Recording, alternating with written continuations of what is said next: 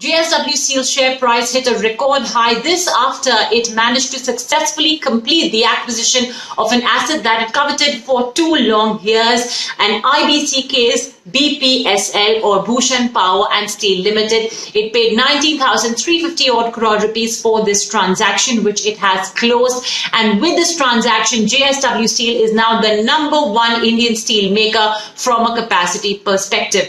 It already has an 18 million ton steel making capacity. Add to that BPSL plus also its own ongoing brownfield capacity expansion project. So with that, we could see JSW Steel having a capacity of close to 27 million tons.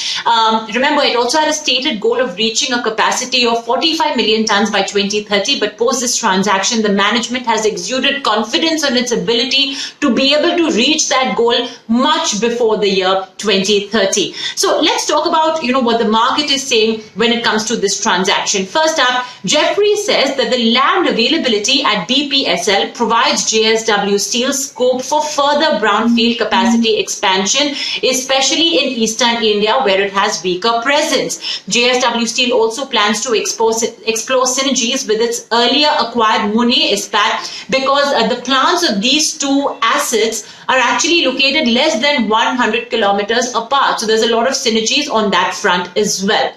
So definitely the market seems to be giving it more or less of a thumbs up. There's another brokerage note that has been released by Morgan Stanley where they say that this transaction is of strategic importance to JSW Steel, and this is essentially also marking a foray by JSW Steel into the eastern region of India. They also know that JSW Steel has the strongest volume growth, and potential correction in iron ore prices as well is something that bode well for it, because currently it has backward integration to the tune of 15% of its iron ore requirements. Now let's talk about the valuation bit. Like I said, it has paid a little under 19,400 crore rupees, which implies an EV per ton of $890 per ton. Now Jefferies says that this is not inexpensive. However, still it is of strategic importance. Now, will it impact the debt? The company has a 100% subsidiary called Piombino Steel. In that, JSW Steel has infused roughly 8,600 crore rupees.